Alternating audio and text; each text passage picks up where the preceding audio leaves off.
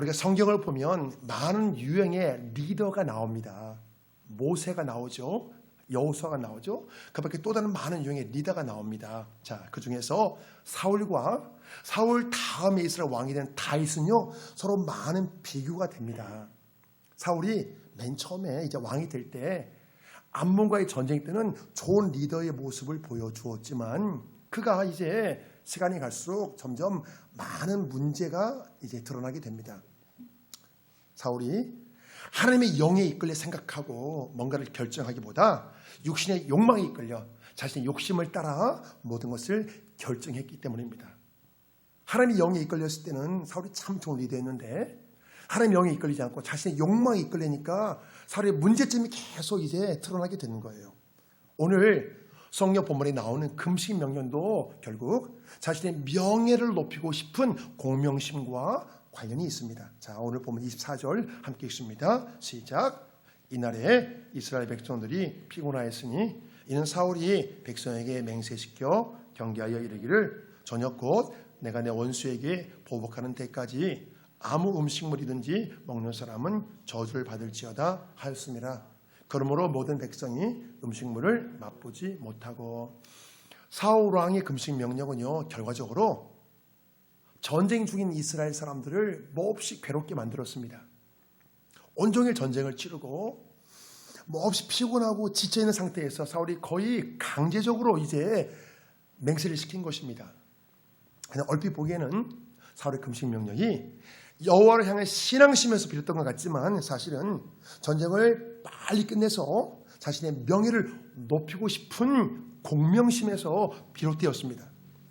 전쟁 중에 사울의 금식 명령은요, 병사들의 형편에 대해 전혀 고려하지 않는 결정입니다. 자기 중심적 사고의 끝판왕이라고 말할 수 있습니다. 전쟁 중인 병사, 그 지친 병사들을 고려했다면 이렇게 할 수가 없죠. 지도자가 자기의 명예를 높이고 싶고 자기 이름을 높이고 싶을 때 잘못된 결정과 잘못된 정책으로 백성들을 괴롭게 만들 수 있습니다. 백성들을 사랑하는 마음보다 자기의 명예를 더 사랑할 때 무리수가 생깁니다. 이것은 목회자도 마찬가지예요. 지도자도 마찬가지고. 이 전쟁은요, 혈과 육의 싸움이 아닌 여호와의 전쟁입니다. 블레의 족속은 하나님의 원수예요. 사실은 여호와의 싸움을 자신의 원수 갚는 일로 생각했습니다. 원수 갚는 일. 그 결과 욕심을 내고 마음이 조급해졌습니다. 우리가 이걸 잘 분별하셔야 돼요. 여호와의 전쟁과 내 개인적인 싸움을 잘 분별해야 돼요. 여호와의 전쟁인데 그걸 내 개인적인 싸움으로 생각하잖아요. 그러면 어떻게 되냐? 조급한 마음이 생겨요. 우린 능력이 부족한데 그걸 내가 잘 해내야 된다는 그런 압박감이 들기 때문에 조급한 마음이 생기는 거예요. 조급한 마음은 결국 잘못된 결정을 낳게 됩니다.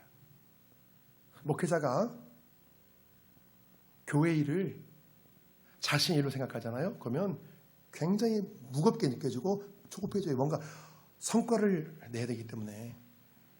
그런데 이 모든 것을 하나님의 일로 생각하고 하나님께 맡기고 하나님 인도하시면 따라가잖아요. 그럼 마음이 굉장히 평안해요. 그런데 이 모든 것을 어떻게 해야지, 내가 어떻게 해야지, 어떤 성과를 생각하고 어떤 부흥의 결과를 생각하잖아요. 압박감이 어마어마해요. 목회자가 욕심을 낸다고 좀처럼 이게 되지 않거든요. 왜? 하나님이 해주셔야 되기 때문에. 이걸 잘 분별하는 게 중요해요. 우리가 무엇을 하든지 항상 경계해야 될 것이요, 조급한 마음입니다. 조급한 마음. 조급한 마음 때문에 사람들이 실수하고 후회해요. 한번 가만히 생각해 보세요. 내가 실수하고 후회하는 거 가만히 생각해 보고, 그때 조금 더 내가 잘 생각해 볼 걸, 좀 내가 더 신중하지 못했다, 급한 마음에 빨리 처리했다. 우리 그럴 때 있잖아요.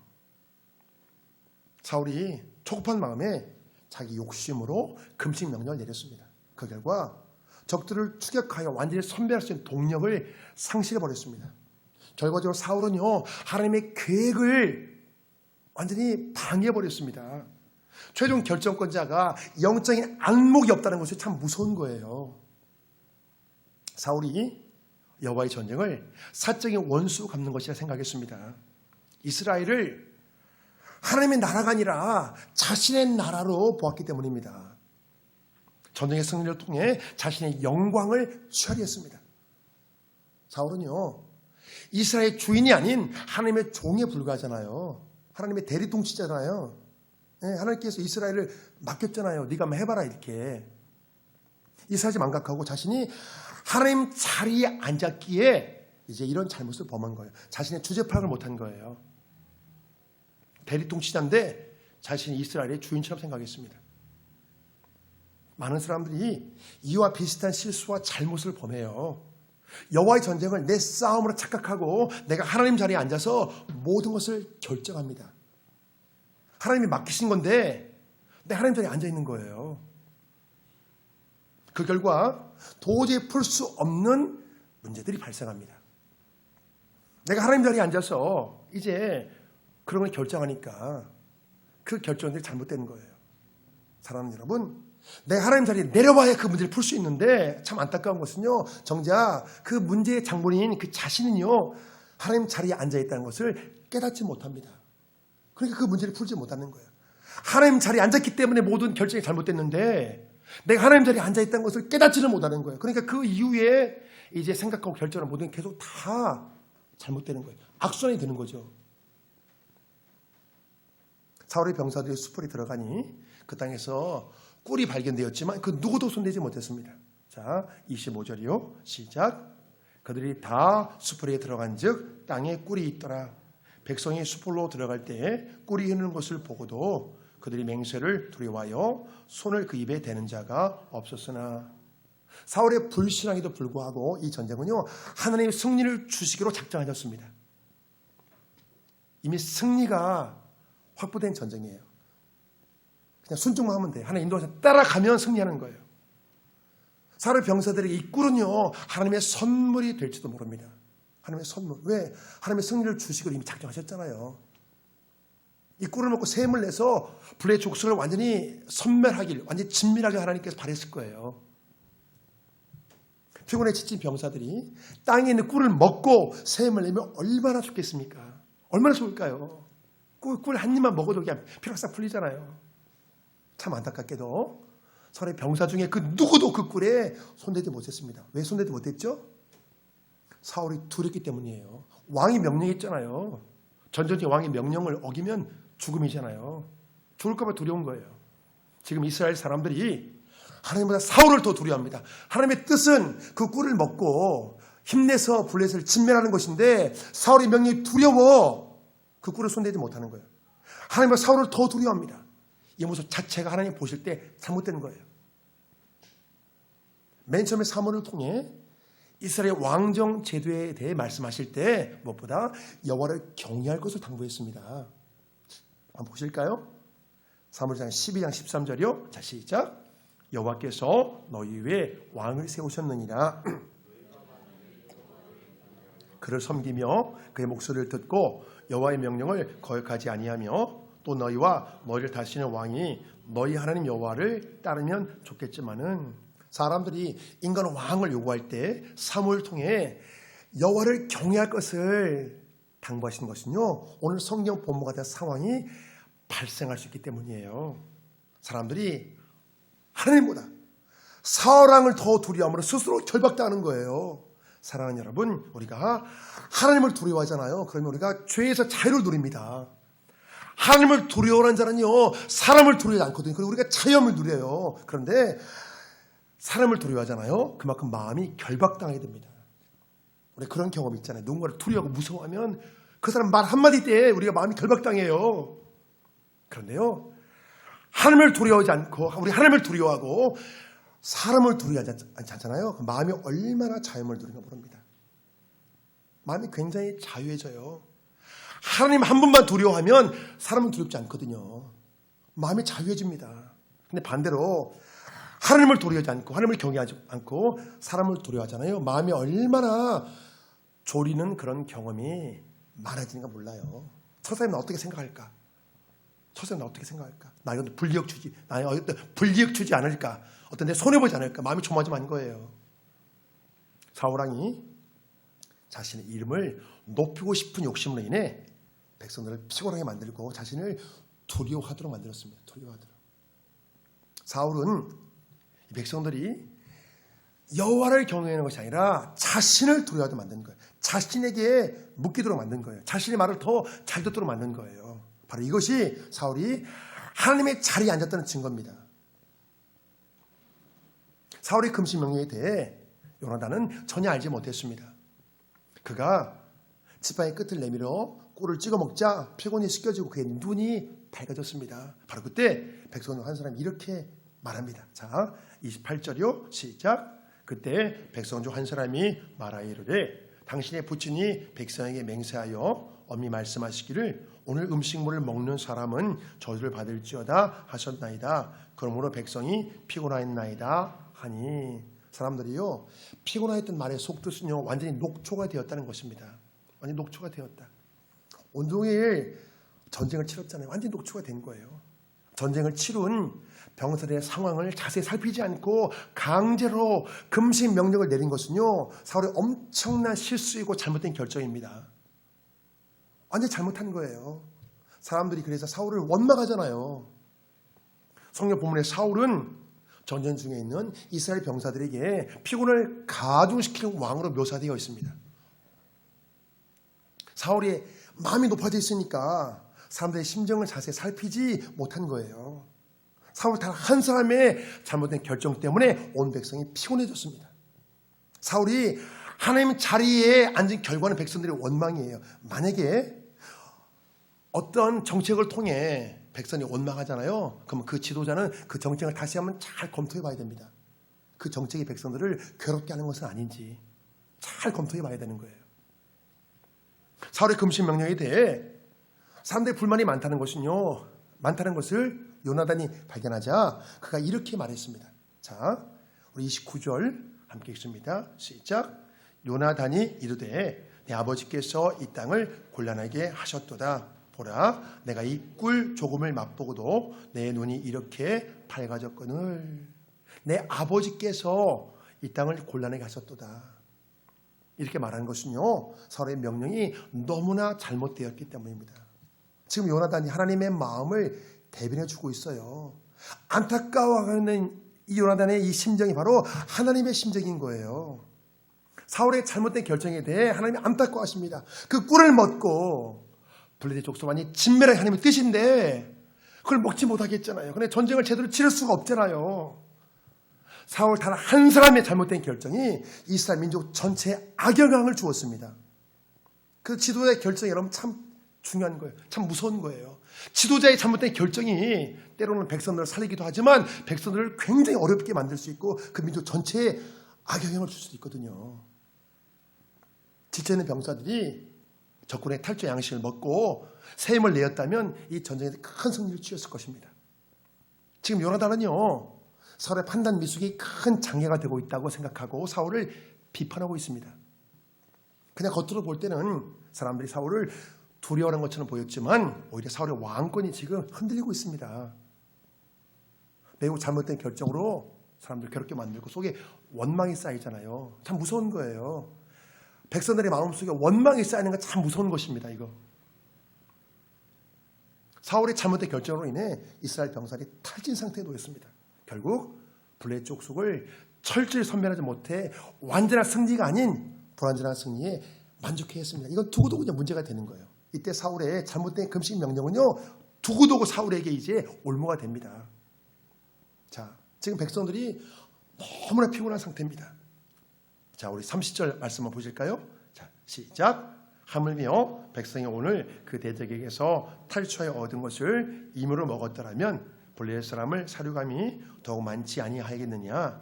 그날의 백성이 믹마스에서부터 아알륜에 이르기까지 블레셋 사람들을 쳤으므로 그들이 심히 피곤한지라.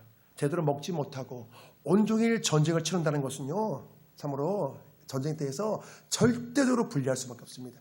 절대적으로 불리한 상황이에요. 지금 너무 피곤하고 힘들어 도망치는 적들을 끝까지 추격할 수가 없잖아요. 도중에 포기해야 되잖아요. 사람들이요 심히 피곤했다. 심히 피곤했다. 이 표현은요 그 육체적 한계 상황까지 피곤한 거예요. 마치 마라톤 40.19 완주과 같은 완전히 녹다운 된 거 그냥 거기 죽을 지경인 거예요.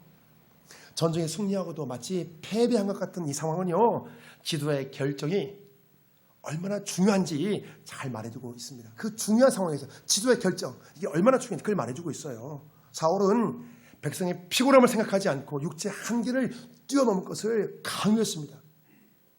지금 죽을 지경인데 그걸 뛰어넘으라는 거예요. 사울이 이렇게 무리한 방법을 쓴 것은요, 이 전쟁을 통해 자신의 명예를 높이고 싶은 욕심 때문이에요. 욕심 때문에. 물론 지도자가 상황 판단을 잘못해서 잘못된 결정을 내릴 수도 있지만요, 자신의 명예를 높이고 싶은 그 공명심 때문에 잘못된 결정을 내릴 때도 있습니다. 이건 목회자도 마찬가지죠.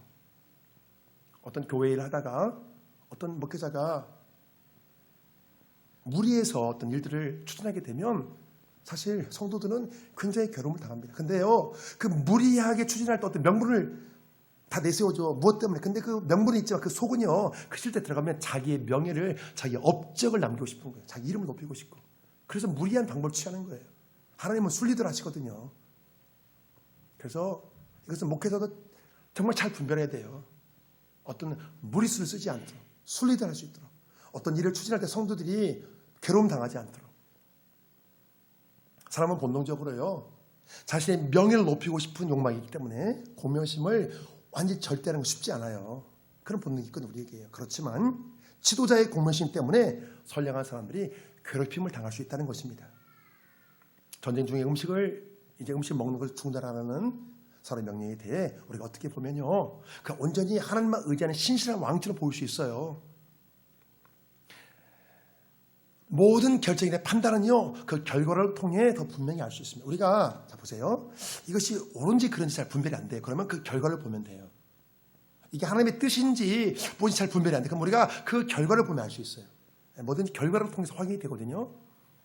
사울의 금식 명령이 이게 잘못되었다는 것은요, 잠시 뒤에 백성들이 짐승을 핏째 먹는 사건을 통해 명백히 드러납니다.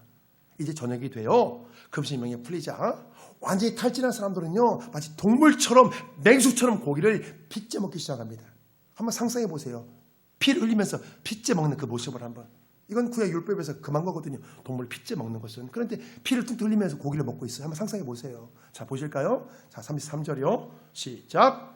무리가 사울에게 전하이로되 보소서, 백성이 고기를 핏째 먹어 여호와께 범죄하였나이다. 사울이 이르되 너희가 믿음 없이 행하였도다. 이제 큰 돌을 내게로 굴려오라 하고 각기 소와 양을 이리로 끌어다가 여기서 잡아먹되 핏째로 먹어 여호와께 범죄하지 말라 하라 하매. 사울의 잘못된 결정의 결과는요, 백성들을 범죄하게 만들었습니다. 사람들이 너무 피곤하고 배가 고픈 나머지 모든 것을 잊고 그 율법의 그 계명을 잊고 맹수처럼 먹기 시작한 거예요. 정신이 없는 거예요. 그냥 거기 죽을 지경이니까. 애당초 이것은 너무나 가혹한 명령이에요. 아니, 전쟁하는 병사에게 금신명을 내려요. 이건 너무나 가혹한 거예요. 너무나 지키기 힘든 거예요. 참 답답한 것은요, 상황이 이중형이 되었는데도 사울이 무엇을 잘못했는지 전혀 모르는 거예요. 백성들이 잘못을 보고 나를 봐야 되잖아요. 그런데 오히려 백성들을 정죄합니다. 사람들이 믿음을 생겼다는 거예요. 만약에 목회자가 어마어마히 어려운 것을 딱 걸고 밀어붙이면서 못 따르는 성도들에게 믿음이 없다고 하면 여러분 얼마나 힘들 거예요, 마음이.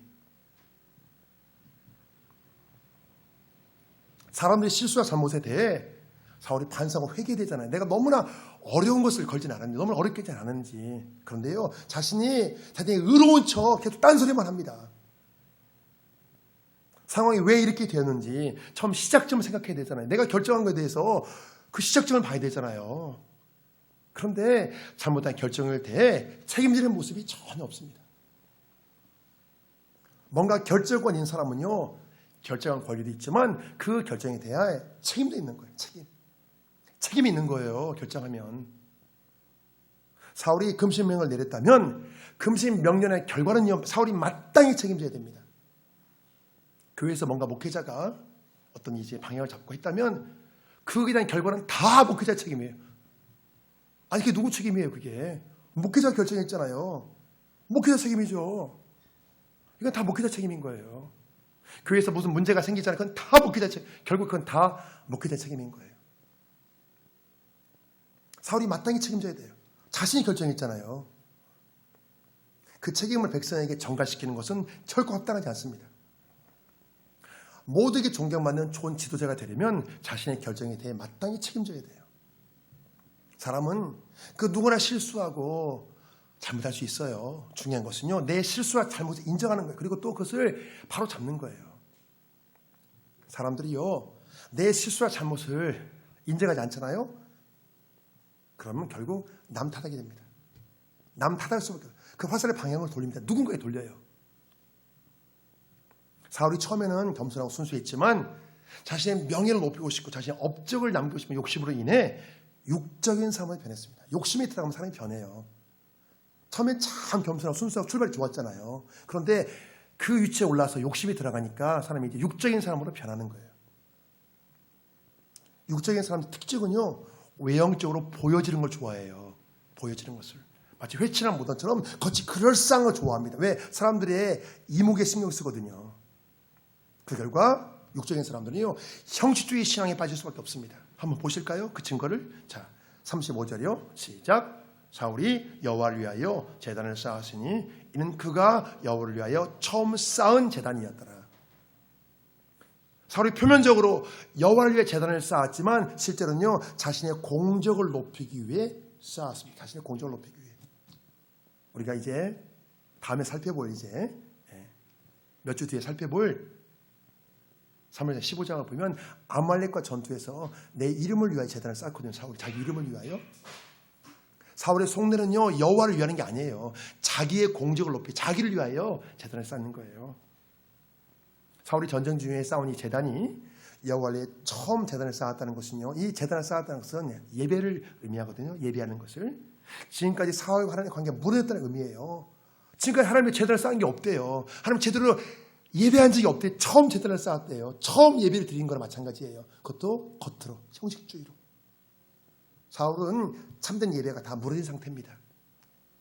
사울이 하나님과 관계가 무너졌기에 바른 안목이 무너져 있고 바른 결정을 내릴 수 없게 된 거예요. 사랑하는 여러분, 이게 참 무서워요. 하나님의 관계가 무너지잖아요. 그러면 내가 판단하고 결정한 모든 것들이 여러분 잘못된 길로 갈 수 있는 가능성이 굉장히 높아요. 나와 하나님의 관계가 바르게 되면 이 세상의 모든 것을 여러분 바르게 봐요. 바른 분별이 생기거든요. 바르게 보여요. 바르게 결정할 수 있어요. 그렇지만 하나님의 관계가요, 틀어지잖아요. 잘못되면 모든 것을 바르게 볼 수 없어요. 그래서 잘못된 결정을 내리게 되는 거예요. 내가 볼 때는 옳은데 가보면 그게 잘못된 결정이 되는 경우가 많은 거예요. 사랑하는 여러분, 모태에서부터 나를 지으신 분이 하나님이시잖아요. 하나님 나를 지었잖아요. 그러기에 하나님과 나와 관계는 결국 끊어질 수 없는 원초적인 관계예요. 그래서 하나님과 관계가요, 우리가 뭔가 이렇게 잘못되잖아요. 그럼 나의 모든 삶이 여러분 다 틀어지는 거예요. 왜? 가장 원초적인 관계이기 때문에. 성경 본문에서 사울의 상황은요, 사울 자신이 하나님의 자리에 올라가 있다고 말할 수 있습니다. 사랑하는 여러분, 이 말씀을 잘 묵상해 보셔야 돼요. 하나님의 자리에 올라가 있다. 하나님의 자리에 올라가 있다. 사람들이 여호와를 경외하기보다 사울을 더 두려워를 만들었습니다. 마치 자신이 이스라엘의 주인인 것처럼 행세했습니다. 만약에 내가 나에게 주인인 것처럼 행세하면요, 내가 하나님 자리에 올라가 있는 것과 마찬가지인 거예요. 그 결과 하나님이 주신 좋은 기회를 놓쳐버렸습니다. 전쟁 중에 자기 마음대로 금신 명령을 내렸기 때문이에요. 만약 우리가 내 마음대로 하나님 뜻과 무관하게 내 마음대로 뭔가 결정하고 행동하잖아요. 그러면 하나님이 마련한 좋은 기회를 우리가 여러분 놓칠 수 있습니다. 그래서 우리가 하나님의 인도하심을 따르는 건 굉장히 중요해요. 하나님은 우리의 좋은 것들을 다 준비하시거든요. 그런데 이걸 놓쳐버리는 거예요. 완전히 진멸할 수 있는 기회를 놓친 그 결과는 여러분 너무나 처참해요. 그냥 끝나는 게 아니에요. 하나님의 주신 기회를 놓치잖아요. 이건 굉장히 손해예요, 여러분. 굉장히 불이익이에요. 그래서 사울이 블레셋 족속이 죽임을 당하고 결국 한날에 그의 세 아들 역시 다 죽임을 당합니다. 한번 보실까요? 사무엘상 31장 1절이요. 시작. 블레셋 사람들이 이스라엘 침해 이스라엘 사람들이 블레셋 사람들 앞에서 도망하여 길보아 산에서 엎드려져 죽으리라. 6절이요. 사울과 그의 세 아들과 모기를 든 자와 그의 모든 사람이 다 그날에 함께 죽었더라. 블레셋 족속이 이제 힘을 저축해서 힘을 모아서 다시 전쟁을 벌인 거예요. 그래서 이제 금신 명령을 내린 그 후유증을 결국 사울이 다 당하게 되는 거예요. 성경에서요, 사울의 리더십과 비교되는 사람이 바로 다윗의 리더십이에요. 다윗. 다윗은 사울처럼 하나님의 자리에 올라가지 않고 자신 스스로 그 자리에서 여러분 내려왔습니다. 다윗의 죄와 잘못을 책망하는 나단 선지자 앞에서 그가 모든 것을 인정하고 참여하는 모습이 확실한 증거예요. 왕이잖아요. 근데 선지자가 내 가장 은밀한 죄, 내가 영원히 감추고 싶은 그 죄를 지적합니다. 내가 간음하고 살인한 그 죄를 지적해요. 너무나 은밀하잖아요. 그냥 죽이고 싶잖아요. 그런데 다윗이 나단 선지자 앞에 자신의 죄를 인정합니다. 보실까요? 자, 사무엘하 12장 13절이요. 시작. 다윗이 나단에게 이르되 내가 여호와께 죄를 범하였노라 하매. 다윗이 왕이지만 나보다 더 높으신 분이 계시다는 걸 인정하는 거예요. 나단 선지자가 이 말만 하는 것이 아니라 왕이시여 당신은 죽지 않지만 당신의 자녀가 죽게 됩니다. 이렇게 예언하거든요. 자녀가 죽어, 자녀가. 이게 무서무서한 예언을 하는데도 다윗이 그걸 다 받아들입니다. 왜? 내 죄를 인정하기 때문에. 나보다 더 높으신 분이 계신 것을 알기 때문에, 인정하기 때문에. 내가 비록 왕이지만 나보다 더 높으신 하나님이 계신 걸 인정하기 때문에 나단 선지자를 어떻게 할 수가 없는 거예요. 그 결과 다윗은 하나님 마음에 합한 왕으로 인정받게 되고 이 어려운 시기가 이제 잘 넘어가거든요. 그래서 하나님 합한 왕으로 인정받게 되고 이제 수많은 사람이 다윗을 본받고 그의 리더십을 배우려 합니다. 사랑하는 여러분, 우리가 다양한 형태로 리더십을 발휘하며 살고 있습니다. 나는 나에게 리더잖아요. 네, 그렇잖아요. 나는 나에게 리더잖아요. 내가 명령하는 대로 내 몸은 따라가잖아요. 또 각 가정에서, 직장에서 우리가 다양한 형태의 리더로 우리가 활동합니다. 또 교회에서도 마찬가지고요. 우리가 성경적인 좋은 리더십을 발휘하고 싶다면 무엇보다 하나님의 자리에서 내려와야 돼요. 여러분, 하나님의 자리에서 내려와야 됩니다. 여러분, 이게 굉장히 중요해요. 하나님의 자리에 나는 내려오고 그 자리에 여러분 하나님을 모셔야 됩니다. 내가 하나님 자리에 있잖아요. 결코 여러분 좋은 리더십을 발휘할 수 없습니다. 다윗처럼 나보다 더 높으신 분이 계시다는 걸 우리가 인정하셔야 돼요.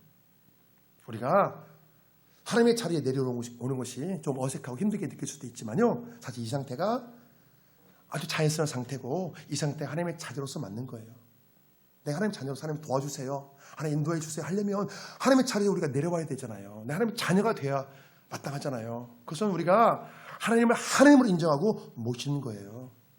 사랑하는 여러분, 이제 우리가 우리의 영원한 대전되신 주님을 나의 리더로 확실히 인정하고 따름으로써 나 또한 삶의 현장에서 좋은 리더십을 발휘할 수 있기를 주 이름으로 축복합니다.